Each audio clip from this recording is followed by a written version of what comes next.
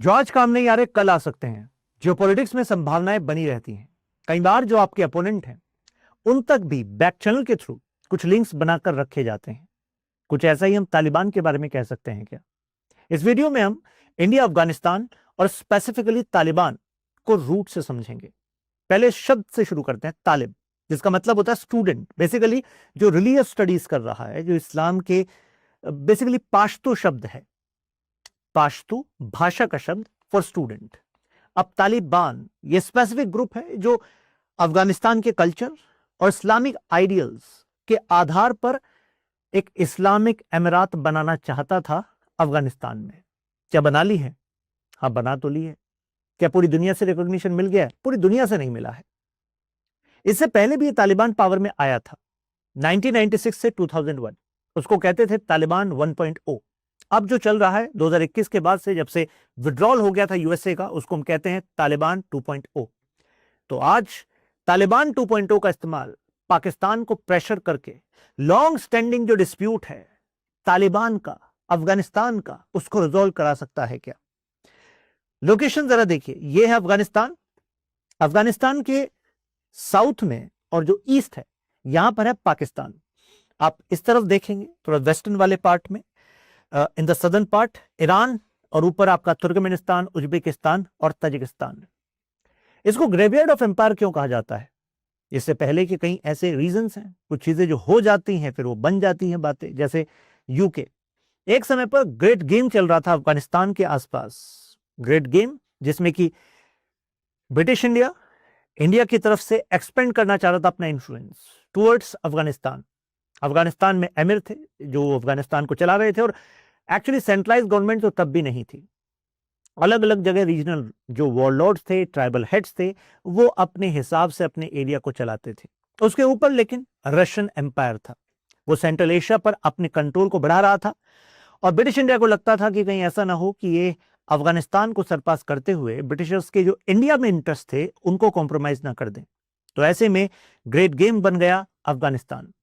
खैर, ग्रेवयार्ड है। जिसने भी कोशिश करी, जैसे कि यूके ने कोशिश करी कॉस्टली अफगान वॉर से, और मिला क्या? फायदा नहीं हुआ। दुल्हन लाइन बनाई गई। उस दुल्हन लाइन से जो पाश्तून लोग हैं उनको दो हिस्सों में बांट दिया गया। एक हिस्सा जो आज के अफगानिस्तान में है और दूसरा हिस्सा जो पाकिस्तान में है। और ये एक लॉन्ग स्टैंडिंग डिस्प्यूट है। भले ही पाकिस्तान ने तालिबान को बनाया हो, सपोर्ट किया हो, इसी वजह से आपने सुना भी होगा तालिबान का एक और नाम होता था क्वेटा शुरा, क्योंकि क्वेटा वो पाकिस्तान में जगह है, शुरा वो ग्रुप है जो डिसीजन लेता है। शुरा basically a group of elders who are going to take decisions for these tribal communities. तो इस वजह से शुरा, क्योंकि हर एक क्षेत्र में किस तरीके से फैसले लिए जाते हैं वो उसकी संस्कृति से प्रभावित हो सकते हैं, जगह से प्रभावित हो सकते हैं। तो यूके का डिक्लाइन हमने देखा। उसके बाद यूएसएसआर ने कोशिश करी कि अफगानिस्तान पर अपना इन्फ्लुएंस रखेंगे, एक कम्युनिस्ट सरकार बनाकर रखेंगे। उसको बनाए रखने के लिए इंटरवीन भी करा, और फिर 10 सालों तक सोवियत संघ काबिज रहा इस एरिया में। लेकिन उसके बाद सोवियत मतलब यूएसएसआर को भी अबेंडन करना पड़ा, बैकफुट पर जाना पड़ा। और उस समय पर यूएसएसआर को बैकफुट पर करने के पीछे था कौन? यूएसए भी था, पाकिस्तान भी था, और साथ थे कुछ मुजाहिदीन। मुजाहिदीन शब्द एक्चुअली रिप्रेजेंट कर रहा है जो इस्लामिक कॉज के लिए फाइट कर रहे थे। खैर, उसके बाद हमने यूएसआर का खुद डिक्लाइन देखा, क्योंकि 1989 में जब यूएसआर अफगानिस्तान से निकलता है तो उसके बाद हम यूएसआर का decline in forms of economic as well as political disintegration देखते हैं। 1991 यूएसएसआर डिसइंटीग्रेट हो जाता है, रशिया बन जाता है, और कुछ other Commonwealth of independent states बन जाते हैं जो ईस्टर्न यूरोप में हम देखते हैं। Commonwealth of Independent States, not Commonwealth nations. Commonwealth nations word is used in context of Britain. उसके बाद यूएसए आता है अफगानिस्तान को हराने के लिए, और उसके बाद हार जाता है। 20 साल यहां लगा देता है और फिर इस बार हार जाता है। इस बार अब वो जो मुजाहिद थे, अब वो ट्रेन हो चुके थे एक अलग ग्रुप के अंतर्गत, वो था तालिबान। तालिबान की जो आइडियोलॉजिकल रिलीजियस ट्रेनिंग है वो पाकिस्तान में होती रही है। पाकिस्तान में अलग से इस्लामिक स्कूल ऑफ थॉट है, उसके इंस्टीट्यूशंस हैं जहां पर तालिबान को बनाया गया है। क्यों बनाया अभी पता लगेगा। पहले हम जरा अफगानिस्तान को समझ लेते हैं, ग्रेवयार्ड क्यों। जरा इसकी ज्योग्राफी देखिए। ये लोकेशन एक तो लैंडलॉक्ड है, ठीक, और यहां पर ये देख रहे हैं आप हिंदू कुश की पहाड़ियां हैं, मतलब यहां पर आपको रिमोट वैलीज मिलेंगी, माउंटेन्स मिलेंगे, प्लेट्यू मिलेंगे, डेजर्ट्स मिलेंगे, टफ टेरेन मिलेगा। और ऐसा अगर टफ टेरेन है तो यूएसएसआर चाहे दुनिया का सबसे ताकतवर देश हो, लेकिन भाई साहब आपकी मिलिट्री को सप्लाई तो चाहिए। अब सप्लाई इन डीप वैलीज से आप लेकर जाएंगे कैसे? मुश्किल हो जाएगी आपके लिए। लेकिन जो यहां के ट्राइबल पॉपुलेशन है, जो एथनिक ट्राइबल फाइटर्स हैं, जो आपको देखते हैं एज इन्वेडर, भाई वो तो आप पर एम्बुश करेंगे, गुरिल्ला वॉरफेयर करेंगे। तो बेसिकली आप उनकी जगह पर आ गए हैं, आपके पास सोफिस्टिकेटेड वेपन्स हैं, लेकिन ज्योग्राफी उनको फेवर कर रही है। और गुरिल्ला वॉरफेयर की वजह से देखिए कितना नुकसान यूएसए को और बाकी देशों को भी सहना पड़ा। जब मैं बाकी देश कह रहा हूं, क्या लग रहा है कितने देश होंगे? मुझे लगता है अभी आपके दिमाग में आ रहा होगा, हाँ यूएसए होगा सर, फ्रांस होगा, जर्मनी होगा, कुछ 3-4 देश होंगे। आंसर इज 40 देश। एक समय पर यूएसए ने दुनिया के 40 देशों को एक साथ ले आया था और कहा था कि देखो मिलिट्रीली, इंटेलिजेंस वाइज हम सब मिलकर यहां पर उतरेंगे, तभी जाकर बात बनेगी। नहीं तो Afghanistan is going to be used as bastion of terrorism, not just against USA but for other regions as well. आप सोचेंगे यूएसए का इतना कमिटमेंट कैसे आया? अरे यूएसए का कमिटमेंट आया जब उसको नुकसान हुआ। याद है कुछ? 9/11, World Trade Center, Osama bin Laden. और ओसामा बिन लादेन पर मतलब शक ये था ओसामा बिन लादेन के बारे में कि वो कहीं अफगानिस्तान की पहाड़ियों में है या फिर पाकिस्तान की तरफ है। मिला कहां? फिर फाइनली पाकिस्तान एबोटाबाद में मिला। खैर, coming back to the topic, एक तो ज्योग्राफी टफ है अफगानिस्तान की, तो इस वजह से ग्रेवयार्ड है। बड़े बड़े जो एम्पायर्स हैं उनका डिक्लाइन ही हुआ। क्लाइमेट देखिए, यहां पर एक्सट्रीम वेरिएशंस आपको मिलेंगे, जहां पर आपको कोल्ड भी मिलेगा और हॉट भी, फिर एक्सट्रीम हॉट मिलेगा। तो अगर ऐसा है तो जो फॉरेनर फोर्सेस यहां पर हैं, तो आपको नहीं लगता कि उनका मोरल भी डाउन होगा, प्लस उनकी जो वेपनरी है, उसकी जो फंक्शनिंग है, उस पर भी इंपैक्ट होगा। मतलब ultimately they were tried in different zone and now you are going to try them here. Plus year round campaigning आप कैसे करेंगे इन दिस टफ टेरेन? अब ज्योग्राफी क्योंकि आइसोलेटेड है, जैसे मैं एग्जांपल देता हूं, नूरिस्तान मैप में दिखाता हूं आपको, यह है नूरिस्तान। अब रिमोट वैलीज हैं। रिमोट वैलीज का मतलब है कि आपको कई दर्रों से होकर, पासेस, वैलीज से होकर जाना पड़ता है इस पर्टिकुलर लोकेशन पर। तो ऐसी लोकेशन होने की वजह से देखिए ज्योग्राफी डिटरमाइन करती है कल्चर को। तो ऐसे में जो वहां के लोग होंगे वो अपने आप को दूसरे से आइसोलेटेड रखेंगे कि नहीं रखेंगे? अरे ज्योग्राफी ने उनको ऐसा बना दिया है। और इस वजह से फिर उनका अपना एक पॉलिटिकल सिस्टम होगा कि भाई हम अपने एल्डर्स की मानेंगे, ये हमारी शूरा है, हम इनकी बात मानेंगे। उनका जो कल्चर है वो एसिमिलेट नहीं होगा from other groups with in the boundaries of present Afghanistan. आप कहेंगे बात समझ नहीं है सर, दोबारा बताइए। मैं एग्जाम्पल आसानी तरीके से बता देता हूं। देखिए ज्योग्राफिकल वेरिएशंस हैं। तो अगर हम इस रीजन की बात करें, यहां पर मिलेंगे आपको पाश्तून्स, कुछ इस एरिया में करीब 2% आपको बलूच भी मिलेंगे, इस एरिया में आपको तजिक मिलेंगे। मैप से दिखा देता हूं, ये देखिए, ये जो ब्राउन वाला पार्ट आप देख रहे हैं ये आपके पाश्तून है। तो अफगानिस्तान में 42% जो ट्राइब्स हैं वो पाश्तून ट्राइब्स हैं। तो पाश्तून एक एथनिसिटी हो गई, यानी कि इनका एक अलग कल्चर है, खान पान, रहन सहन, तौर तरीके इनके अलग हैं। पाश्तून के अंदर भी फिर कई अदर नेम आते हैं ट्राइब्स के। तो पाश्तून एक एथनिसिटी हो गई मेजर, राइट। इसके अलावा देखिए बलोच भी मिलेंगे आपको 2% यहां पर। फिर आपके उज्बेक भी मिलेंगे रेड वाले एरियाज में, हजारा मिलेंगे यहां वाले एरियाज में 9%, तजिक मिलेंगे आपको ग्रीन वाले एरिया में। तजिक के ऊपर जो तजिकिस्तान है ना, उसके साथ भी सिमिलैरिटी है यहां पर। और इसी वजह से रशिया वाज कंसर्न, जैसे तालिबान पावर में आया तो रशिया ने अपनी एम्बेसी को बंद नहीं किया था। इंडिया ने अपनी एम्बेसी को बंद कर दिया था 2021 में वहां पर, कि भाई हम रिकॉग्नाइज नहीं करते तालिबान की सरकार को, लेकिन रशिया ने बंद नहीं करा। और रशिया ने उल्टा कम्युनिकेट किया थ्रू अदर नेटवर्क्स इस वजह से, क्योंकि अपनी एम्बेसी को बंद नहीं किया, लेकिन इनके जो ऑफिसर्स हैं ये अपने ऑफिशियल कम्युनिकेशन में हमेशा से, मतलब तभी से 21 के बाद से तालिबान को मानते हैं कि यार ये डी फैक्टो अथॉरिटीज हैं, लेकिन इनको स्टेट नहीं मानते। और ये इनको इंडिकेशन दिया कि देखो आप यहाँ कॉन्फिडेंस में आ गए होंगे कि भाई यूएसए बैकफुट पर आ गया है, लेकिन अपनी हरकतों को ऊपर नहीं दिखाना आप, क्योंकि जो तजिकिस्तान है वो सॉफ्ट बैली ऑफ रशिया है। इस सेंट्रल एशियन रीजन को अपने लिए बफर मानता रहा है रशिया, अपनी सिक्योरिटी गारंटीज के अंदर रखता है रशिया। और तजिकिस्तान को ये डर था कि कहीं ऐसा ना हो कि अब इन्हीं आइडियाज के बेसिस पर जो तालिबान है वो इन्फिल्ट्रेशन करवाए तजिकिस्तान में। तो कह दिया तजिकिस्तान में के सिक्योरिटी को कुछ नहीं होना चाहिए, समझ लेना, नहीं तो हम ही आएंगे फिर सीधा। दोबारा से याद दिलाएंगे 1979 की।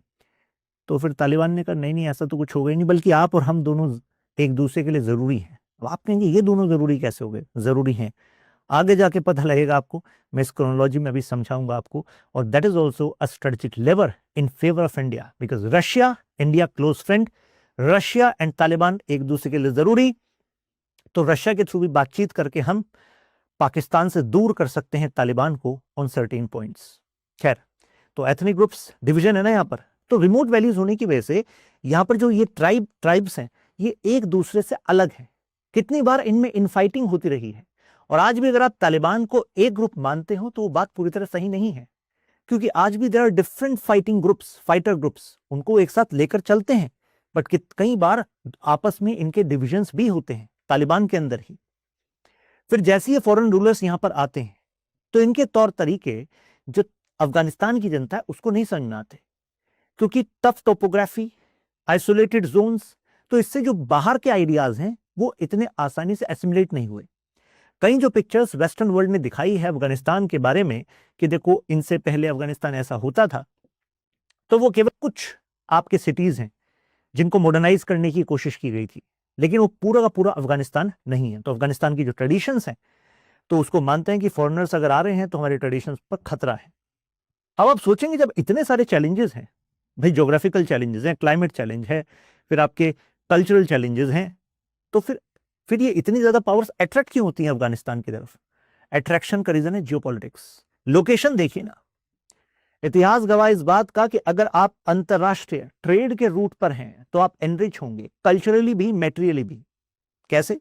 ये देखिए, ये आपका एंशिएंट सिल्क रूट, ये देख रहे हैं आप, ये हिंदू कुश की पहाड़ियां, ऊपर समरकंद वाला पार्ट पड़ जाता है, ये आपका अफगानिस्तान, कशगर, इस एरिया से। तो अगर एंशिएंट सिल्क रूट ये है, ट्रेड रूट ये है, तो भाई इसके पास है अफगानिस्तान, तो जो इस पर इंफ्लुएंस रखेगा तो उस ट्रेड रूट पर अपना इंफ्लुएंस रख सकता है कि नहीं? प्लस बफर है अफगानिस्तान, तो अगर आपको अपने आप को सिक्योर करना है तो ऐसे में एक फ्रेंडली आपने अगर यू कैन से रूल को रखा हुआ है अफगानिस्तान में, या फिर खुद आपने किसी टिटुलर मतलब जो आपके लिए काम करता है ऐसे रूलर को वहां पर स्टैब्लिश किया हुआ है, तो अल्टीमेटली भाई आपके देखिए सिक्योरिटी के काम आएगा कि नहीं आएगा? अफगानिस्तान आएगा। तो इस वजह से अफगानिस्तान क्रिटिकल है। जैसे ग्रेट गेम में आपको बताया था मैंने, ये ब्रिटिश इंडिया है, ये ऊपर इंपीरियल रशिया है, दोनों आपस में मतलब यहाँ कन्फ्रंटेशन में थे, और ये जो यहाँ पर अफगानिस्तान है इसने बफर का काम किया था। यूके ने अपनी गलतियों से सीखा, कॉस्टली वॉर्स लड़े, लेकिन अल्टीमेटली मतलब वो बेनिफिट नहीं हुआ। फिर यूएसएसआर ने देखा, यूएसएसआर के खिलाफ मुजाहिदीन आ गए थे, मैंने बता ही दिया आपको। फिर उसके बाद यूएसए का डिक्लाइन हुआ। अब देखिए तालिबान की स्टोरी कनेक्ट कहां से होती है। जो मुजाहिदीन लड़े थे मिलकर यूएसएसआर के खिलाफ, जब यूएसएसआर बैक ऑफ हो गया, वो वापस चला गया, तो अब कौन चलाएगा इस अफगानिस्तान को? तो वहां पर एक इनफाइटिंग चल रही थी, सिविल वॉर जैसी कंडीशंस थी। ऐसे में उसके बाद पाकिस्तान ने नर्चर करना स्टार्ट किया तालिबान को। तो तालिबान ने एक तरीके से इन सभी मुजाहिदीन जो ग्रुप्स थे इन सबको साथ लेकर आया। तभी मैंने आपको कहा था कि तालिबान के अंदर भी कितने सारे अदर ग्रुप्स हैं फाइटर्स करे। तो तालिबान ने इनके ऊपर एक अम्ब्रेला दिया कि भाई हम तुम सबको एक करेंगे, जिसमें तजिक भी है, उज्बेक भी है, हजारा भी है, पाश्तून्स भी है। पाश्तून्स प्रोमिनेंट हैं। अब जरा इंडिया अफगानिस्तान के रिलेशंस को एनालाइज करते हैं। देखिए ज्योग्राफिकली क्योंकि वी आर कनेक्टेड, तो ट्रेड वाइज भी वी आर कनेक्टेड, तो हिस्ट्री, ज्योग्राफी, कल्चर, वहां पर हमारे कनेक्शन रहे हैं। क्योंकि इंडिया पर मेजर जो इन्वेजन्स भी हुए हैं वो कहां से हुए हैं? नॉर्थ वेस्ट की साइड से हुए हैं, यानी कि अफगानिस्तान वाली साइड से हुए हैं।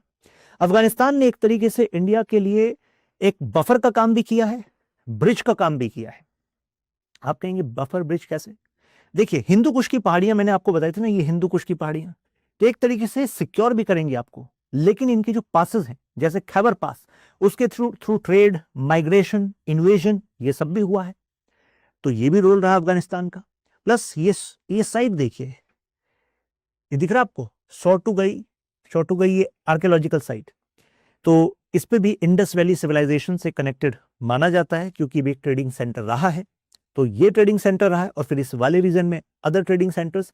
तो देखा जाता है कि उस समय पर भी ये ट्रेड कनेक्शंस थे। जैसे एक ब्लू कलर का स्टोन होता है लेपिस लजुली, तो उसका सोर्सिंग स्पॉट बताया जाता है ये। इसके अलावा मौर्यन एम्पायर में, तो मौर्यन एम्पायर कहा जाता है कि यहां तक जहां आज प्रेजेंट डे अफगानिस्तान है उस तक मौर्यन एम्पायर का इन्फ्लुएंस रहता था। जब मौर्यन एम्पायर की बात हो रही है तो तक्षशिला की बात होनी चाहिए। तक्षशिला जो आज यहां पर दिखता है, तो ये अफगानिस्तान हुआ, ये आज का पाकिस्तान हुआ, यहां पर दिखता है। तो तक्षशिला तो नालंदा से पहले भी एक नॉलेज सेंटर था। और मौर्यन एम्पायर की आप बात करें तो चाणक्य कुछ याद आ रहे हैं कि नहीं आ रहे हैं आपको? अरे चंद्रगुप्त मौर्य के स्ट्रेटेजिस्ट, एडवाइजर चाणक्य, कहा जाता है कि यहीं से स्टूडेंट थे और फिर यहीं पर टीचर भी बने। और चाणक्य की इंसाइट्स समझ लीजिए कि एंशिएंट टाइम से आज तक इंस्पायर करती है इंडिया की जियोपॉलिटिकल स्ट्रेटेजी को। सबसे फेमस थियरीज में से एक मंडल थियरी। मंडल थियरी क्या कहती है? कंसिडर करो कि जो वर्ल्ड पॉलिटिक्स है ये कंसेंट्रिक सर्कल्स में है और आप यहां हैं सेंटर में। इस थ्योरी में वो कहते हैं कि आप हैं विजिगिशु। विजिगिशु वो एक रूलर को कह रहे हैं जो एम्बिशियस है। ध्यान रखिएगा कि चाणक्य का कहना है कि अगर आप एक्सपेंड नहीं कर रहे तो यू विल पेरिश। मतलब life is equal to growth, तो यू हैव टू एक्सपेंड। अगर कोई वीक रूलर है तो पूरे पूरे देश के फ्यूचर को कॉम्प्रोमाइज कर देगा, क्योंकि others are expanding. If others are expanding their influence then you are going to lose. तो ऐसे में क्योंकि कन्फ्रंटेशन जियो से होगा, मतलब ज्योग्राफी से कनेक्टेड होगा, लैंड मेजर रिसोर्स है, तो आपका जो पड़ोसी है वो चाहेगा अपने आप को एक्सपेंड करना over you, so that more land is equal to more power. क्योंकि उस समय ऐसा ही होता था। आज तो पावर के अदर इकोनॉमिक मीन्स भी आ गए हैं, है ना। फिर यहां पर इस तरीके से आपका जो पड़ोसी है वो आपका एनिमी है। एनिमी के लिए वो कह रहे हैं देखो दो डायरेक्शंस हैं। जो फ्रंट डायरेक्शन है वहां पर है अरी, अरी इज योर एनिमी। और आपका एनिमी का जो पड़ोसी है, देखिए अरी है, उसका पड़ोसी जो है वो है मित्रा। तो अरी मित्रा। और पीछे वालों के लिए उन्होंने टर्मिनोलॉजी दी है डायरेक्शंस वाइज कि यह पार्स निग्रह। तो पार्स निग्रह जो है, जो देश पार्स निग्रह कहलाएगा वो आपका एनिमी होगा। और उससे जो ऊपर है वो है अक्रंद। अक्रंद वो आपका दोस्त होगा। तो यानी कि आपके पड़ोसी का जो पड़ोसी है उसके साथ दोस्ती रखनी होगी। वो एक तरीके से आपका नेचुरल एलाय होगा। ये वर्ड नेचुरल एलाय कहीं और भी पढ़ा है क्या आपने? अरे याद करो, मैं क्लास में पढ़ाता हूं आपको। इंडिया जापान को नेचुरल एलाय कहा जाता है। और इस थ्योरी को लगाओ वहां पर। इंडिया का पड़ोसी चाइना, चाइना इज इंडियाज अरी। अरे एनिमी वाला रिलेशन चल रहा है ना हमारा। टेरिटरी एक्सपेंशन, देखिए अक्साई चिन 1962 वॉर, अरुणाचल प्रदेश पर क्लेम है कि नहीं, अरी है। और अरी का पड़ोसी कौन हुआ? जापान। और जापान हमारा मित्र है, क्योंकि चाइना जापान के लिए परेशानी करता है। ईस्ट चाइना सी, कौन सा आइलैंड का डिस्प्यूट चल रहा है? सेनकाकू डियायू आइलैंड्स, है कि नहीं। तो यार ये थ्योरी तो देखो एंशिएंट टाइम में दी थी और आज तक रेलेवेंट है। ऐसी पाकिस्तान पर लगाकर देखो, पाकिस्तान एनिमी और पाकिस्तान का पड़ोसी अफगानिस्तान हमारा दोस्त। अब अगर हम ये थ्योरी यहां डिस्कस कर रहे हैं कि भाई पाकिस्तान के पड़ोसी को अपना दोस्त बनाना है, तो पाकिस्तान का बॉर्डर अगर ईरान से कनेक्ट हो रहा है ऑन द ईस्टर्न साइड, तो ईरान के साथ हम रिलेशंस को अच्छा बनाकर रखते आए हैं। छाबहार पोर्ट में इन्वेस्टमेंट, याद आ रहा है कुछ? तो भाई ये थ्योरी तो पाकिस्तान को ही पता होगी। तो पाकिस्तान हर संभव कोशिश करेगा कि अफगानिस्तान में जो सरकार बने वो भारत के साथ अच्छे रिलेशन न रखे, और जो सरकार भारत के साथ अच्छे रिलेशन रखेगी पाकिस्तान उसका खिलाफ करेगा, पाकिस्तान उसके अपोज करेगा। एग्जाम्पल, हामिद करजई की सरकार, अशरफ घनी की सरकार, जब डेमोक्रेटिक गवर्नमेंट थी तो उस समय पाकिस्तान क्या कर रहा था? तालिबान को सपोर्ट कर रहा था। वहां की आम जनता was having inclinations towards India, not Pakistan, क्योंकि पाकिस्तान तो टेरर को सप्लाई कर रहा था, अब तालिबान को मजबूत कर रहा था। तो देख रहे हैं ये थियरी तक्षशिला, मौर्य और आज तक एप्लीकेबल है, आज तक हमें गाइड कर रही है, मंडल थियरी। तो यही एग्जांपल्स मैं आपको भी दे रहा था। कितने सारे स्कॉलर्स हैं, जैसे इंटरनेशनल पॉलिटिक्स के सी राजा मोहन, वो भी यही बात कहते हैं कि भाई फ्रेंडली रिलेशंस तो रखने ही पड़ेंगे, अफगानिस्तान के साथ जरूरी हैं। और अफगानिस्तान देखिए हमारा रास्ता है सेंट्रल एशिया का, क्योंकि देखिए छाबहार पोर्ट के थ्रू हम अफगानिस्तान, और अफगानिस्तान से ऊपर अभी क्या बताए थे आपको, याद आ रहा है? तुर्कमेनिस्तान, याद आ रहा है? Uzbekistan, Tajikistan. और तुर्कमेनिस्तान क्या है? एनर्जी रिच नेशन है, कैस्पियन सी से उसका बॉर्डर है। तो हम वहां से तापी पाइपलाइन भी पहले एक बार प्लान कर रहे थे, तुर्कमेनिस्तान, अफगानिस्तान, पाकिस्तान, इंडिया। लेकिन बीच में देखिए कौन आ गया? पाकिस्तान। और जब बीच में पाकिस्तान आ गया तो तापी क्या कभी पूरी होगी? नहीं होगी, वही हुआ। तो अब हम क्या करते हैं? सेंट्रल एशिया को अगर हम रीच आउट करना है तो ईरान के थ्रू अफगानिस्तान और उसके थ्रू सेंट्रल एशिया, यानी कि तुर्कमेनिस्तान, उज्बेकिस्तान, तजिकिस्तान, ये हमारी स्ट्रेटेजी है। तो अफगानिस्तान हमारे लिए रूट वाइज जरूरी है। इंडिया तालिबान रिलेशंस, अब देखिए अफगानिस्तान के साथ नहीं, स्पेसिफिकली तालिबान के साथ रिलेशंस की बात कर रहा हूं। भाई तालिबान को अगर पाकिस्तान सपोर्ट कर रहा था मिलिट्री बैकिंग दे रहा है, फाइनेंशियल बैकिंग दे रहा है, लॉजिस्टिक बैकिंग दे रहा है। ऐसी बैकिंग दे रहा था कि कितनी जो स्ट्रेटजीज थी तालिबान की, वो पाकिस्तान के आईएसआई और आर्मी के ऑफिसर्स उनके बेस पे जाकर काम करा रहे थे। खैबर पख्तूनवा रीजन, क्वेटा एक्सेट्रा, इन रीजन्स में तालिबान के लोग यहां पर रहते थे, यहां से डिसीजन लेते थे और अफगानिस्तान पर इन्फ्लुएंस करते थे। तो सीधी बात है, इंडिया तो तालिबान को सस्पिशन से देखेगा कि नहीं देखेगा? देखेगा, क्योंकि तालिबान की आइडियोलॉजी क्या है? रेडिकल सुन्नी इस्लामिस्ट आइडियोलॉजी, और इंडिया सेक्युलर, तो भाई अपोजिट है। प्लस कुछ तालिबान ने काम ऐसे करे, हमारी एम्बेसी पर अटैक हुआ, जिम्मेदार कौन? तालिबान। किडनैपिंग हुई इंडियन वर्कर की, जिम्मेदार कौन? तालिबान। तो तालिबान के पीछे से एक और कौन करा रहा था? पाकिस्तान करा रहा था। तो भाई हमारे साथ तो रिश्ते अच्छे नहीं होंगे। तो तालिबान का जो भी दुश्मन होगा अफगानिस्तान में, वो हमारा दोस्त होगा कि नहीं होगा? तो ऐसे ही एक थे नजीबुल्लाह। तो जब तालिबान 1.0 वीक हो गया, तो उसके बाद की जो सरकार थी, तो भाई मतलब जब यूएसएसआर बैकफुट पर गया, मैं उसकी बात कर रहा हूं, जैसे यूएसएसआर बैकफुट पर गया तो भाई कौन संभालेगा सरकार को? तो ऐसे में नजीबुल्लाह थे, और एक नदर्न अलायंस थी जिसको इंडिया सपोर्ट कर रहा था, जिसके फेमस लीडर थे अहमद शाह मसूद। तो इन लोगों को इंडिया सपोर्ट कर रहा था अगेंस्ट तालिबान। लेकिन हुआ क्या अल्टीमेटली? मतलब एक्चुअली जैसे यूएसआर बैकफुट पर गया, उसके बाद जो मुजाहिद थे उनको ऑर्गेनाइज करके पाकिस्तान ने अपने कंट्रोल में लेना चाहा अफगानिस्तान। नाम हो गया कि देखिए तालिबान का है। 1991 से, क्योंकि फिर कंट्रोल तालिबान का ही बढ़ता चला गया था, 1992 में जो नजीबुल्लाह थे वो अफगानिस्तान में ही यूएन के ऑफिस में उन्होंने शरण ले ली थी, उन्होंने भी और उनके ब्रदर ने भी, यूनाइटेड नेशंस के ऑफिस में। इंटरनेशनल रूल कहता है कि यूएन का जो एरिया है उसमें आप एंटर नहीं कर सकते बिना यूएन की मर्जी से। यानी कि he should have been secure, he was India's ally. और इंडिया भी मानकर चल रहा था कि भाई अंतरराष्ट्रीय कानून तो है ही ना। अगर तालिबान कह रहा है कि उसकी सरकार आ गई है अफगानिस्तान में, तो अंतरराष्ट्रीय कानून तो मानने पड़ेंगे।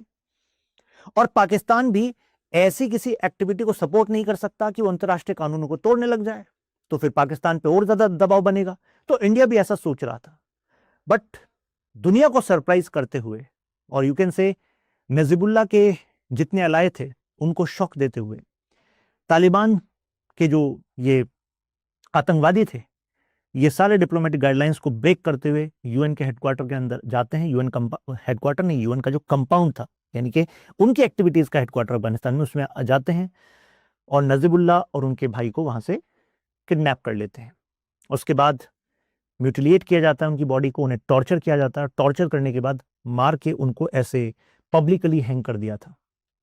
तो it was a big shock for the India कि जो हमारे स्ट्रेटेजिक अलाय थे उनके साथ ये हुआ, हम बचा नहीं पाए। इसी वजह से कहा जाता है कि बांग्लादेश में जो हुआ, तो शेख हसीना की जान को बचाना, इंडिया में उनको शरण देना, वो इंडिया के लिए मतलब was topmost priority, because Sheikh Hasina supported India to push back those jihadists who were, or Islamic terrorists who were working in Afghanistan, in Bangladesh, as well as जो नॉर्थ ईस्ट से insurgents आकर बांग्लादेश में बस जाते थे, तो बांग्लादेश में वहां से हटाने में हमें सपोर्ट किया। तो इसी वजह से स्ट्रेटेजिकली हम ऐसे लीडर्स पर इन्वेस्ट भी करते हैं, सपोर्ट भी करते हैं। लेकिन फिर ऐसे शॉक में आ गई थी दुनिया। जब ये शॉक लगा, यूएन भी देखता रह गया, कुछ नहीं कर पाए। तो उसके बाद तो क्लियर कट था कि भाई तालिबान यूथलेस है, इलेजिटिमेट है, बैरबरिक है, तो किसी भी तरीके से इसको तो हम राज्य का दर्जा दे नहीं सकते, स्टेट का दर्जा दे नहीं सकते।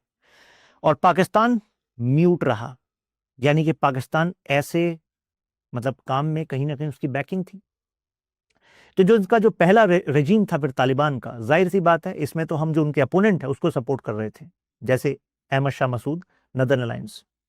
इवन नदर्न अलायंस यानी कि अफगानिस्तान के नदर्न पार्ट से कितने सारे जो वॉरलॉर्ड्स हैं उनका एक कोalition था जो अगेंस्ट तालिबान लड़ रहा था। उसके ऊपर जो ताजिकिस्तान है, वहां पर फरखोर एयरबेस पर हमने अलग से एक मेडिकल यूनिट भी लगाई, जिससे कि नदर्न अलायंस के जो सोल्जर्स जो घायल हो जाते हैं उनको सहायता प्रदान की जा सके। पाकिस्तान का आरोप था कि ये केवल मेडिकल हेल्प के लिए नहीं है, भारत नदर्न अलायंस को हथियार, पैसा, इंटेलिजेंस ये सब सपोर्ट कर रहा है using Tajikistan as a base. ये याद है आपको IC-814 हाईजैकिंग? अब पाकिस्तान बेस्ड जो आतंकवादी है उन्होंने हाईजैक किया था हमारा प्लेन, हरकतुल मुजाहिदीन, लेकिन लेकर इसको कहां पहुंचे? कंधार में। और जिस समय हम इसकी बात कर रहे हैं उस समय कौन चला रहा था वहां पर? तालिबान था। तो तालिबान ने करा क्या, वो ज्यादा इंडिया पर प्रेशर बनाया, और इस प्रेशर बनाने की वजह से और ड्यू परमिशन ना होने की वजह से फाइनली हमें आतंकवादी जैसे मसूद अजहर को छोड़ना पड़ा। और उसके बाद मसूद अजहर ने और आतंकवादी हमलों में अपना रोल निभाया। तो यानी कि इंडिया के लिए तो भाई यहां पर भी तालिबान नुकसानदायक ही साबित हुआ। तो कैसे हम तालिबान के साथ बेटर रिलेशन रख सकते थे? फिर जैसे ही यूएसए यहां पर इंटरवीन करता है अंडर दी अम्ब्रेला ऑफ कि ग्लोबल वॉर ऑन टेररिज्म अब होगा, दुनिया हमारे साथ आए।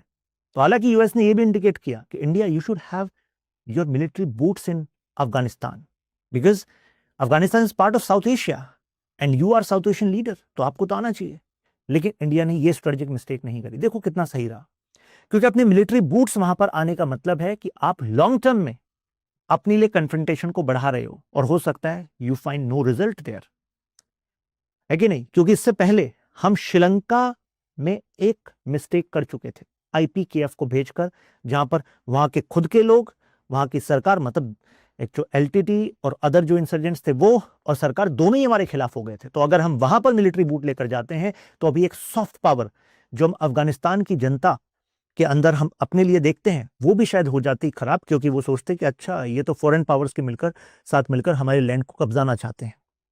खैर, यहाँ पर करजई और घनी की जब गवर्नमेंट बनी तो भारत सरकार ने उनको रिकॉग्नाइज किया, और भारत सरकार ने उनको हर संभव प्रयास, मतलब हर संभव सपोर्ट किया। फॉर एग्जाम्पल $3 बिलियन प्लस का हमारा इन्वेस्टमेंट था। जैसे जरन दिलाराम हाईवे, ये कुछ प्रोजेक्ट्स हैं, जैसे सलमा डैम, उनकी जो पार्लियामेंट की बिल्डिंग है अफगानिस्तान की, वो हमारी पीडब्ल्यूडी डिपार्टमेंट ने बनवाई थी। ऐसी पावर ट्रांसमिशन लाइन, स्कूल्स बनवाए, हॉस्पिटल्स बनवाए, फूड एड, स्कॉलरशिप, कितने अफगानिस्तानी बच्चों को यहां पर स्कॉलरशिप दी पढ़ने के लिए। ये क्यों इंडिया कर रहा था? क्योंकि India wanted to give humanitarian aid. हम वहां पर मिलिट्री बूट नहीं लाना चाहते थे, हम ह्यूमैनिटेरियन एड देना चाहते थे, जिससे हम क्लोजनेस अपनी बनाकर रख सकें। खैर, तालिबान को तो हम इंसर्जेंट ग्रुप ही मान रहे थे, लेकिन तालिबान जो है लगातार पाकिस्तान के थ्रू एक्शन लेता रहा। और इससे आपको पता लगता है कि कैसे जिन मुजाहिदीन को यूएसए के पैसे से, यूएसए के हथियारों से मजबूत किया गया था, आज उन्हीं मुजाहिदीन से मिलाकर पाकिस्तान ने एक तालिबान बनवा दिया है, और वो तालिबान अब यूएसए के सैनिकों को अफगानिस्तान में मार रहा है, और यूएसए कुछ नहीं कर पा रहा है। इसको कहते हैं जियो स्ट्रेटेजी। पता है कि अब पाकिस्तान करा रहा है, लेकिन आप कुछ कर नहीं सकते, क्योंकि वो आपके लिए जरूरी भी है, क्योंकि आपकी फोर्सेस वहां है ना अफगानिस्तान में। तो ऐसे में कई कई ऑपरेशंस में आपको पाकिस्तान की उसकी जो लोकेशंस हैं, उसकी टैक्टिकल हेल्प की जरूरत पड़ सकती है। तो लोकेशन ऐसी है। दूसरी तरफ ईरान है, और 2001 का टाइम है। ईरान क्योंकि पड़ोसी अफगानिस्तान का, और ईरान भी दुश्मन है यूएसए का 1979 के बाद से, जैसे इस्लामिक रिवॉल्यूशन आ गया था।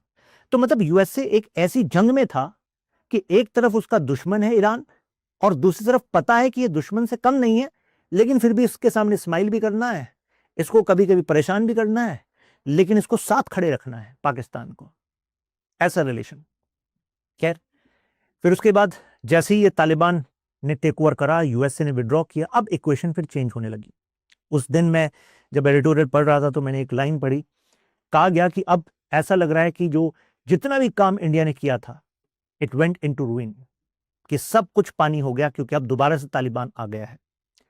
लेकिन उसी समय पर मेरा भी काउंटर ओपिनियन ये था कि भारत की अप्रोच ऐसी थी नहीं कि सब पानी में हो जाए, क्योंकि जिस तरीके से तालिबान ने सत्ता को कब्जाया था, तो आम जो लोग थे वहां के, वो उसको वेलकम नहीं कर रहे थे। एक बड़े तादाद में वो भी लोग थे जो इसके सपोर्ट में नहीं थे।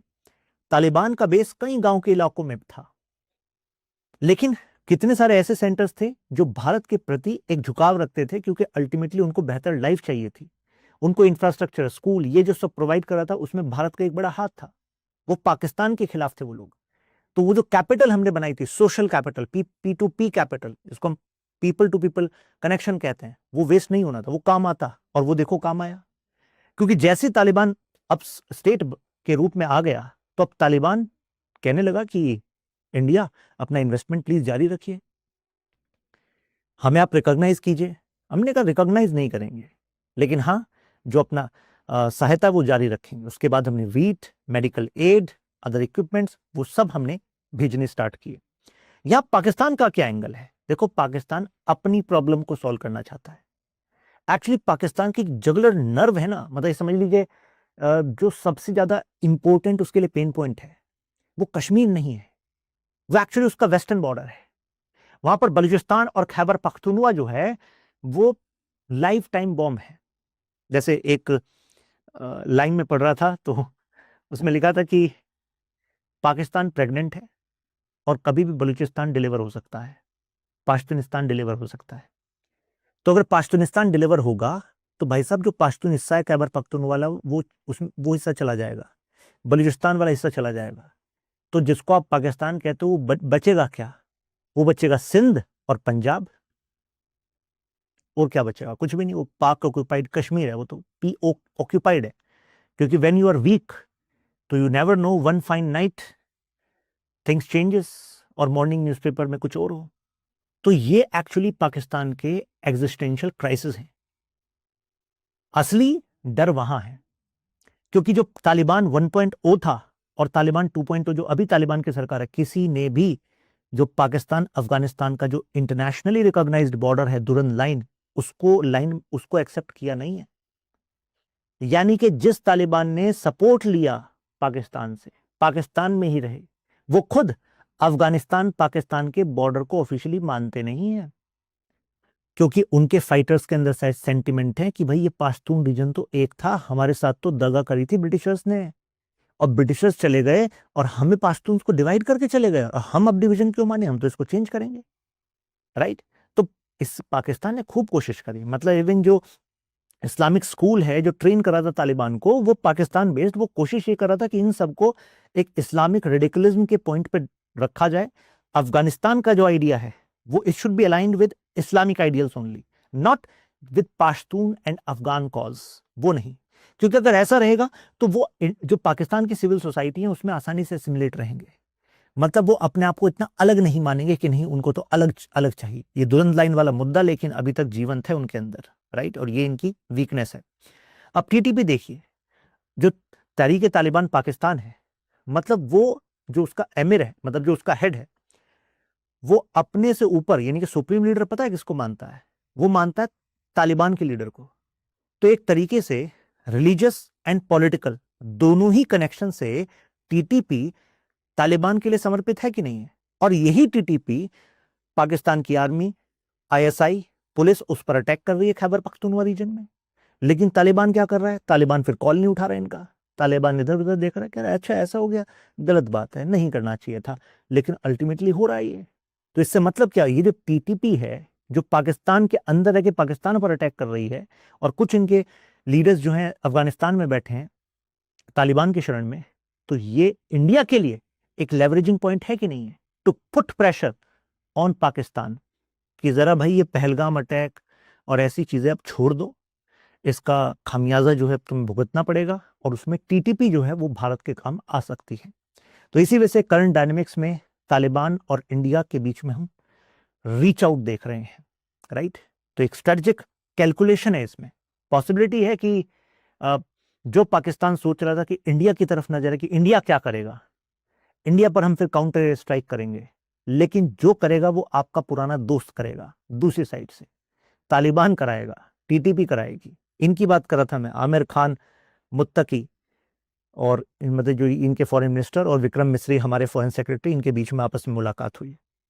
और ये मुलाकात उनके लिए जरूरी क्यों? क्योंकि तालिबान को पता है भाई अपने देश को चलाकर रखना है, क्योंकि अब तुम केवल फाइटर ग्रुप नहीं हो, तुम उनकी सहायता देख करनी है। पेस्टिसाइड, वीट, मेडिकल सप्लाईज, ये सब इंडिया प्रोवाइड कर रहा है। इंडिया कैपेसिटी बिल्डिंग के लिए 500 प्लस प्रोजेक्ट इस समय चला रहा है अफगानिस्तान में, जबकि रिकॉग्नाइज नहीं किया है, राइट। प्लस वहां से अफगानिस्तान की सरकार चाहती थी कि इंडिया में जो अफगानिस्तान की एम्बेसी है उसमें हम उनके एनवॉय को एक्सेप्ट कर लें एज एम्बेसडर, हमने नहीं किया है। हालांकि हमने वहां पर अपनी एम्बेसी को स्टार्ट किया है, लेकिन वहां पर अपने जो डिप्लोमेट्स भेजे हैं उनको एज टेक्निकल स्पेशलिस्ट बोला है। ये तरीका होता है बोलने का जब आप इनडायरेक्ट डिप्लोमेटिक रिलेशंस रखना चाहते हैं लेकिन ऑफिशियली रिकॉग्नाइज नहीं करना चाहते, क्योंकि ऑफिशियली रिकॉग्नाइज करने का मतलब है कि हम तालिबान के तौर तरीकों को भी एक्सेप्ट कर रहे हैं इन इंटरनेशनल पॉलिटिक्स, और हम एक तरीके से जो हमारे ट्रेडिशनल दोस्त हैं जो रहे हैं वहां पर डेमोक्रेटिक गवर्नमेंट को सपोर्ट करते रहे, अब दुनिया के अलग अलग इलाकों में बैठकर इंतजार कर रहे हैं कि कब हालात दोबारा से बेहतर होंगे अफगानिस्तान में, तो हम उनके साथ दगा कर देंगे अगर हमने इनको ऑफिशियली एक्सेप्ट कर लिया। तो इसी वजह से इंडिया के लिए सिचुएशन जो एक स्ट्रेटेजिक बैलेंस की है, एक टाइट रोप है जिस पर हमें वॉक करना है। अगर हम तालिबान के साथ इस समय स्ट्रेटेजिकली एंगेज नहीं होते तो ऐसे में we actually give more scope to Pakistan in China, क्योंकि वो फायदा उठा लेंगे, चाइना तो चाहता ही है।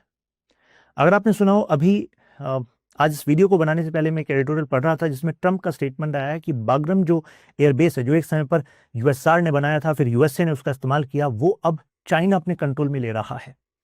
तो ऐसे में हमें तो भाई तालिबान को अपने फेवर में रखना है, क्योंकि केवल पाकिस्तान ही नहीं, हमें चाइना को भी मैनेज करना है कि नहीं। तभी मैं कह रहा था कि जो आज तुम्हारे काम नहीं आ रहा, कल तुम्हारे काम आ जाए। अंतर्राष्ट्रीय राजनीति में संभावनाएं बनी रहती हैं, जियोपॉलिटिक्स में पॉसिबिलिटीज आर देयर। तो इसी वजह से TTP, Taliban, they can be strategic levers for India's goal that we want to achieve in context of Pakistan and China. अभी देखिए इनका हक्कानी नेटवर्क, जो एक इनका ग्रुप है, फाइटर ग्रुप, इसमें भी कुछ इनफाइटिंग है। इनमें से कुछ ग्रुप्स हैं जो पाकिस्तान की गवर्नमेंट के खिलाफ हैं। टीटीपी लगातार चैलेंज कर रही है पाकिस्तान की स्टेट अथॉरिटी को। जैसे अब आप कहोगे पैसा कैसे कमाते हैं, भाई साहब ये पाकिस्तान के अंदर ही पाकिस्तान की बिजनेसमैन से, कॉन्ट्रैक्टर से और जो गवर्नमेंट ऑफिशियल्स हैं उन सब से डिमांड करते हैं कि डोनेशन दो, ज़कात के नाम पर दो, उश्र के नाम पर दो। तो एक तरीके से इससे कमाई कर रहे हैं, एक तरीके से पैरेलल गवर्नमेंट चल रही है। कई इलाकों में जहां पर गवर्नमेंट खुद ही वीक है पाकिस्तान की, तो वहां पर अगर कोई मसले सुलझाने हैं, जुडिशरी की तरह काम कर रहा है, तो टीटीपी कर रही है और लोग टीटीपी के पास आ रहे हैं। कारण, क्योंकि अगर कोर्ट में जाओगे तारीख पे तारीख, पुलिस में जाओगे करप्शन और काम होगा नहीं। लेकिन आप टीटीपी के पास आओगे, टीटीपी कहेगी अभी सुलझाते हैं मसले को। तो इस्लामिक कानून के आधार पर टीटीपी कहता है कि अच्छा लॉन्ग स्टैंडिंग डिस्प्यूट है, हमने ये सोल्यूशन दे दिया, ये सोल्यूशन मानो।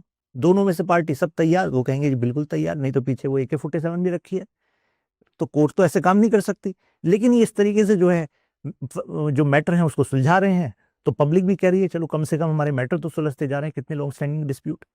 अब यहाँ पर रशिया और जो तालिबान है, दोनों खिलाफ है आईसिस के, क्योंकि जो आईसिस के ग्रुप्स हैं वो अपने आइडियल्स के हिसाब से अफगानिस्तान को चलाना चाहते हैं। तालिबान का मानना है कि भाई हम आईसिस से अलग हैं, हम यहां पर अफगानिस्तान के कल्चर और इस्लाम दोनों के फ्यूजन की बात कर रहे हैं। लेकिन आईसिस का कहना नहीं नहीं नहीं, एक इस्लामिक कैलिफेट होगी पूरी दुनिया में। आप अफगानिस्तान के कल्चर के बेसिस पर अलग से कोई स्टेट बनाएंगे, ऐसा कुछ नहीं है। Your commitment should be there interpretation of Islam only. और यही आईसिस के है जिसने लास्ट ईयर मार्च में एक कॉन्सर्ट में हमला किया था रशिया में, जिसमें करीब 145 लोग मारे गए थे। तो भाई साहब पुतिन के तो रडार पे होंगे ही हैं। पुतिन ऑलरेडी इनके खिलाफ ऑपरेशन कर रहे थे सीरिया में। तो ऐसे में तालिबान कह रहा है कि पुतिन हमें हेल्प कर दीजिए। अभी इनके कुछ टाइम पहले इनके जो तालिबान के रिप्रेजेंटेटिव हैं वो अभी रशिया भी थे, तो रशिया ने कहा है कि ठीक है we are going to support you, don't worry, क्योंकि आईसिस के हमारा भी दुश्मन है। तो यानी कि रशिया और Taliban coming together against ISIS. तो इंडिया भी देख रहा है, इंडिया कह रहा है ठीक है फिर तो तालिबान को अगर पाकिस्तान को स्टेबलाइज करने के लिए, मतलब कुछ एक्शन लेने के लिए अगर यूज करना हुआ, तो रशिया के चैनल का भी इस्तेमाल किया जा सकता है। तो इंडिया का जो बैलेंसिंग एक्ट है, तो उसकी अपनी कोई कॉस्ट है क्या? देखिए, पहली बात है अनसर्टेनिटी, कि तालिबान कब तक रहेगा हमें नहीं पता। तालिबान के साथ हमने अगर यूज करने की सोची भी कि ठीक है भाई टीटीपी को हम ऐसे यूज करेंगे, तो यहां पर एक क्वेश्चन आ रहा है कि तालिबान के अंदर ही कई ग्रुप्स हैं, कुछ ग्रुप्स इंडिया के अगेंस्ट हैं, कुछ ग्रुप्स पाकिस्तान के भी अगेंस्ट सुर बोल रहे हैं। तो ऐसे में हमें अपने इंटरेस्ट को यहाँ पर मैनेज करना पड़ेगा, कहीं ऐसा ना हो कि फर्दर ये अपने ग्रुप का इस्तेमाल करके हम पर अटैक करने की कोशिश करें, टेररिज्म हमारे यहाँ फैलाने की कोशिश करें। तो इसी को हम कहते हैं स्पिल ओवर इफेक्ट, जो इंडिया को मैनेज करना पड़ेगा। बट एक और बात है, समटाइम्स एक्शन इज नेसेसरी, मतलब inaction is more costly than action, and sometimes you need to coordinate कि भाई उनकी जो जरूरत है जब तक वो तुम ही पूरी कर सकते हो, जैसे the kind of aid they need और kind of alignment they need via Iran. तो अफगानिस्तान को पता है कि भाई जियो स्ट्रेटजी के हिसाब से मतलब India is going to be our ally. ठीक है, चाइना आपके रिजर्व्स में इंटरेस्टेड है, लेकिन जो एलाय वाली बात है वो इंडिया आपके काम आएगा। केवल चाइना पर भी आप डिपेंडेंट नहीं हो सकते, क्योंकि too much power may arm twist you any time. तो दोनों कंपीटिंग पावर के साथ अगर तालिबान मैनेज करके चलेगा, तो तालिबान ज्यादा नेगोशिएटिंग पावर रखेगा in dealing with China and India. तो ये भी एंगल है इसमें। तो यानी कि हमारी जरूरत तो है ना उसको, चाइना को मैनेज करने के लिए भी लॉन्ग टर्म में, तो ठीक है